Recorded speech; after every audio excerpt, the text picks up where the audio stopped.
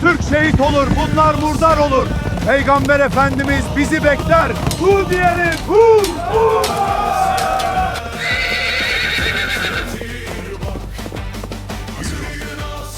Bu iki kelime yeterlidir. Ne zaman, nereye, kaç gün, bunlar sonra gelir. Ama hazır ol geldiyse artık durulmaz. İlk yaptığım şey kendi hazırlığım değildir. Ben kendimi bilirim. Ben adamlarıma bakarım. Çünkü sipahinin gücü kendi kolunda değil, arkasındaki adamlardadır. Gençlere çok bakarım. Çünkü ilk sefer hiçbir zaman unutulmaz. Bir adamın ilk seferde nasıl durduğunu görürsen sonrasını tahmin edersin. Haydi bakalım yiğitler. Küçüktür Şehitlerin ama yerini sipahi için doldurmanız çok şey gerekir. anlatır. Vatanın yeni bekçisi sizler olsanız gerek. Yola çıkacağımız gün köy sessiz olur. Vedalar kısa tutulur. Çünkü uzun veda adamın içini böler. Ben evime girerim. Ama oturmam. Zırhımı giyerim. Kılıcımı alırım. Hanım konuşmaz. Çünkü bu konuşulacak zaman değildir. Çocuk bakar ama bir şey sormaz. Ben eğilirim, başını okşarım. Bu vedadan daha ağırdır.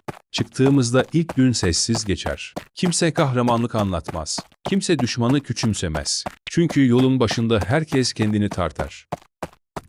Biz ana orduya katıldığımızda herkes yerini bilir. Tımarlı sipahi ordu içinde başıboş değildir. Ama saray askeri de değildir. Biz öncü oluruz, yan oluruz, bazen kanat oluruz. Ama her zaman hareketli oluruz. Savaş yaklaştığında toprak değişir. Sessizlik ağırlaşır. Hava başka kokar.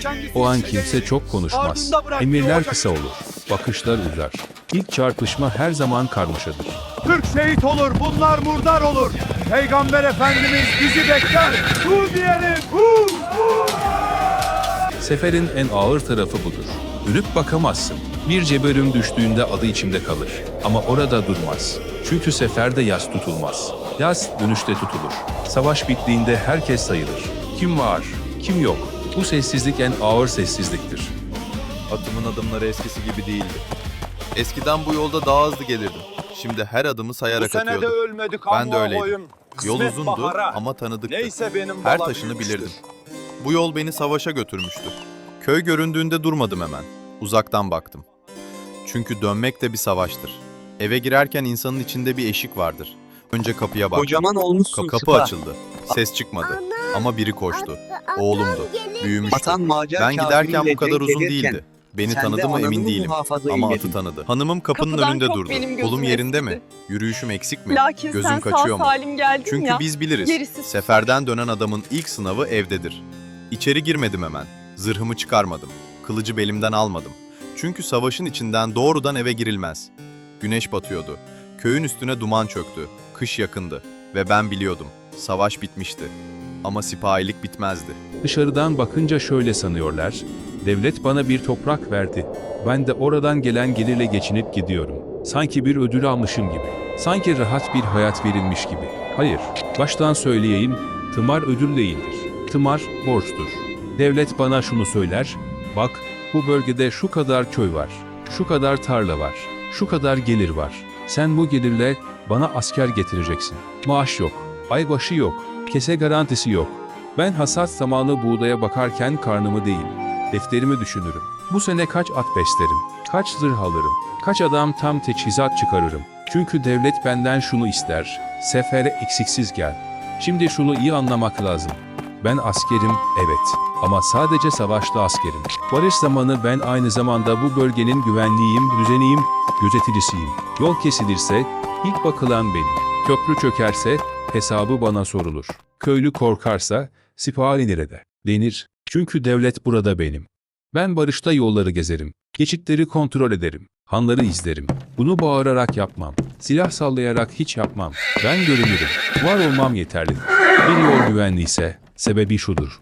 Oradan sipahi geçmiştir. Eşkıya düzeni sevmez. Eşkıya boşluğu sever. Ben boşluk bırakmam.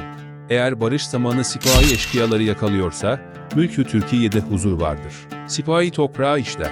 Devlete vergi verir. Toprağı işlediği köylerden asker toplar, onları donatır. Barış zamanı hem üretirim hem iç güvenliği sağlarım. Devlet bana gel dediğinde ben tek başıma gitmem. Gitmemem gerekir zaten. Benimle birlikte benim beslediğim askerler gelir. Bunlara cebeli derler. Ama ben onlara adamlarım derim. Bu adamların atı olacak, Zırhı olacak, silahı olacak. Bunları kim alır sanıyorsun? Devlet mi? Hayır, ben. Bir seferde 10 adam götürüyorsam 10 adamın da dönmeme ihtimali vardır. Ve burası en ağır yerdir. Çünkü seferden herkes dönmez. Benimle çıkan askerlerden bazısı düşer, bazısı kalır, bazısı sakat döner. Ama devlet bana şunu demez. Canın sağ olsun. Devlet der ki, gelecek sefere yine tam gel. Yani ne demek bu? Bir asker düştüyse yerine yenisi konacak. Ve bu iş rastgele yapılmaz. Ben köyde gençlere bakarım. Herkes asker olmaz. Ama asker olacak olan kendini belli eder. Ata yaklaşırken titremeyen, düşüp kalkınca ağlamayan, söz verildiğinde gözünü kaçırmayan. Ve bu kısır döngü her sene devam eder. Kahramanlar yurdu yaşatmak için can verince görev oğluna devredilir. Oğullar atalarından aldığı Türk bağımsızlığını devam ettirmek için eğitim görür. Ta ki payitaht onları bir sonraki savaşa çağırana kadar. Lütfen devamını